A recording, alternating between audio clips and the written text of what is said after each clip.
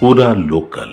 నమస్తే, welcome to పూరా local. నిన్న ఏ విధంగా అయితే అసెంబ్లీలో వాడివేడి చర్చలు జరిగాయి, ఇవాళ కూడా అదే విధంగా వాడివేడి చర్చలు అయితే జరిగాయి.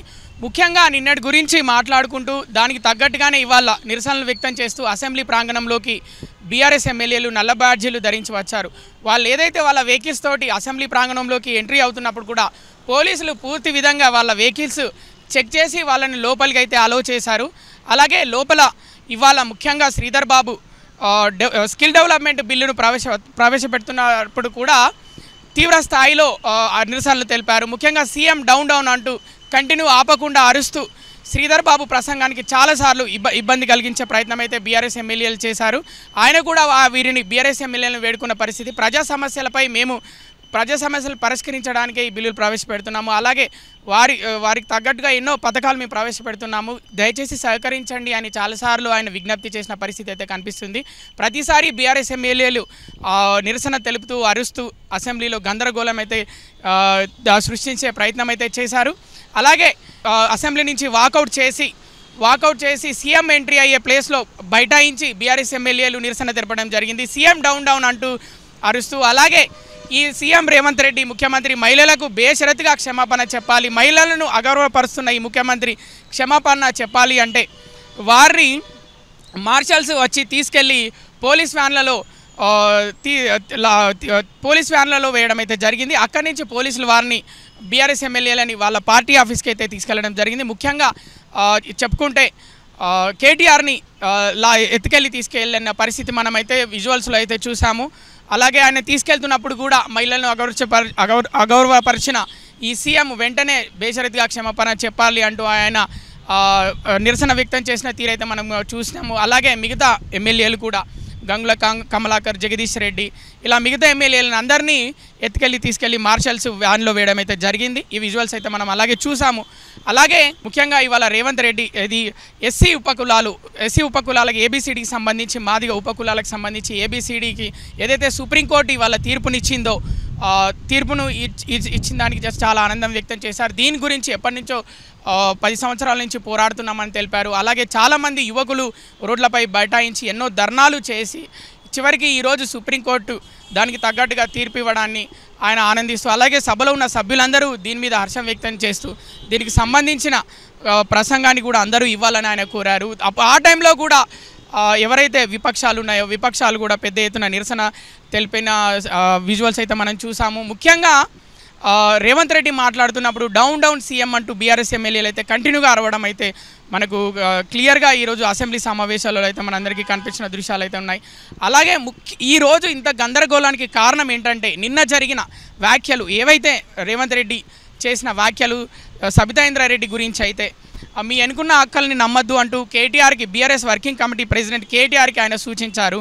మీ ఎన్నుకున్న అక్కల్ని నమ్మద్దు, ఎందుకంటే నన్ను రా తమ్ముడు అని పిలిచి నన్ను వెనుపోటు పొడిచారు వెనుకున్న అక్కలు ఆయన చేసిన వ్యాఖ్యలు నిన్న అసెంబ్లీలో తీవ్ర దుమారం రేపాయి. దానికి తగ్గట్టుగానే అసెంబ్లీ ప్రాంగణంలో సబితా ఇంద్రారెడ్డి గారు దాదాపు ఏడ్చినంత పనిచేశారు మీడియా సమక్షంలో. అలాగే అసలు రేవంత్ రెడ్డి కూడా పార్టీలు మారారు, నన్నడం కాదు, నేను ఒక్కదానే పార్టీలు మారలేదు, నన్ను పార్టీ నుంచి కాంగ్రెస్ పార్టీ నుంచి గెంటేస్తే అంటే కావాలనే వెళ్ళగొడితే నేను మారిపోయాను తప్ప నేను కావాలని వెళ్ళిపోయలేదని సబితా ఇంద్రారెడ్డి చెప్పారు. అలాగే నా ఫ్యామిలీకి నాకు ఒక చరిత్ర ఉంది, నన్ను కావాలనే టార్గెట్ చేసి ఇలా మాట్లాడుతున్నారని సబితా ఇంద్రారెడ్డి గారు అయితే చెప్పిన విషయం అయితే మనందరికీ తెలిసింది. నిన్న అసెంబ్లీలో ఆ విషయం ఆమె ప్రస్తావించారు.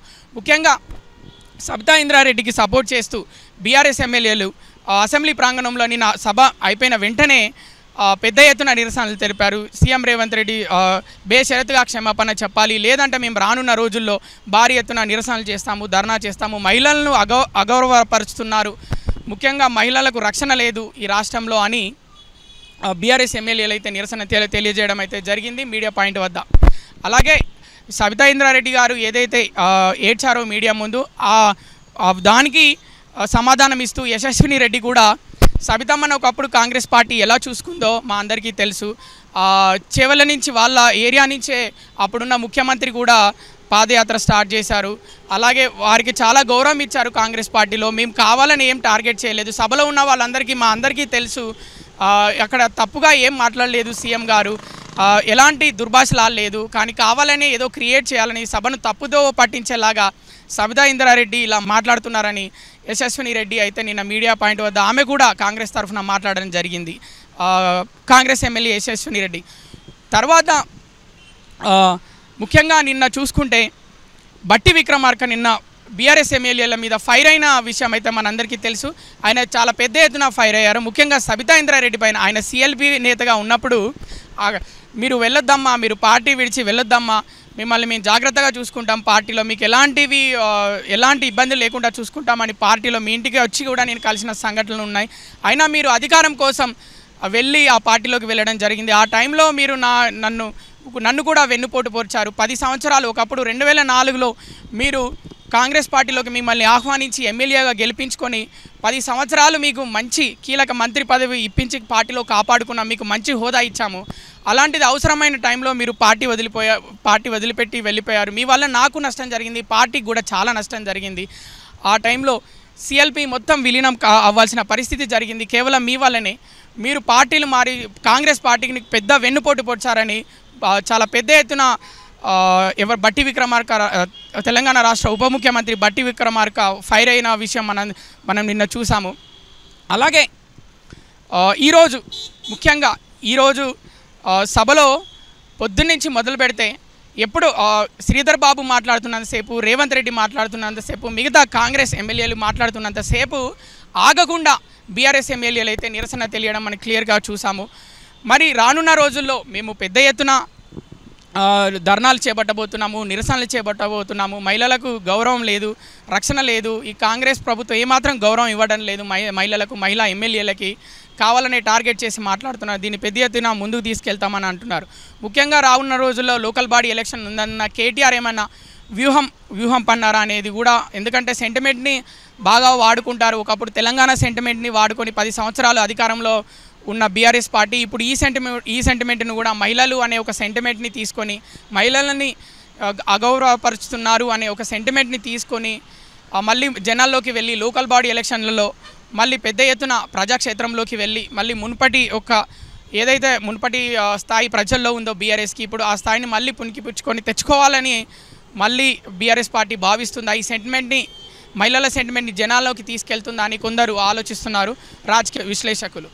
అలాగే ఇవాళ అసెంబ్లీ అయితే 3 గంటలకైతే అసెంబ్లీ వాయిదా పడింది. మళ్ళీ సభ మొదలయ్యాక అలాగే రానున్న రోజుల్లో మరి బీఆర్ఎస్ ఏ విధంగా మరి వాళ్ళ వ్యూహాలు పన్నబోతుంది. అలాగే బీజేపీ గురించి మాట్లాడుకుంటే ముఖ్యంగా బీజేపీ ఎమ్మెల్యేలలో బాగా మాట్లాడింది కామారెడ్డి ఎమ్మెల్యే వెంకటరమణారెడ్డి. ఆయన ఏవైతే మాటలు మాట్లాడారో దానికి తగ్గట్టుగానే బీఆర్ఎస్ ఎమ్మెల్యేలు, కాంగ్రెస్ ఎమ్మెల్యేలు, ముఖ్యమంత్రి, బీఆర్ఎస్ వర్కింగ్ ప్రెసిడెంట్ కేటీఆర్, మిగతా బీఆర్ఎస్ ఎమ్మెల్యేలు, అలాగే మంత్రులు, కాంగ్రెస్ మంత్రులు ఏవైతే వెంకటరమణారెడ్డి గారు చేశారో ఇది శాసనసభలా లేదు.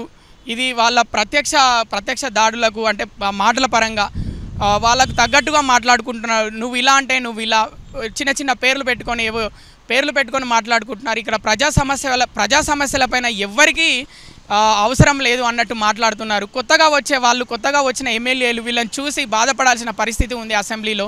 నేను అసెంబ్లీకి ఎందుకు వచ్చానా అని వెంకటరమణారెడ్డి గారు అయితే చేసిన వ్యాఖ్యలు మనం చూసాము.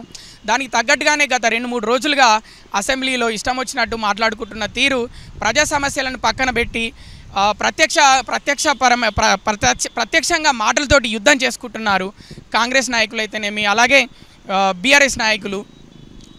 ఆయన వ్యాఖ్యలకు ఊతమిస్తూ ఆయన ఊతమిస్తున్నానంటే ఆయన వ్యాఖ్యలు చేసినాడు. అయినా మాకు అవసరం లేదు, ఎవరో ఏదో అంటే మాకేంటి, కొత్తగా వచ్చిన వాళ్ళకి మేమేంటి ఇన్స్పిరేషన్గా ఉండడము అవసరం లేదు, మాకు నచ్చినట్టు మేము బిహేవ్ చేస్తాము శాసనసభలో అన్నట్టు మాట్లాడుకుంటున్న తీరైతే మనం అసెంబ్లీలో క్లియర్గా గమనించాము.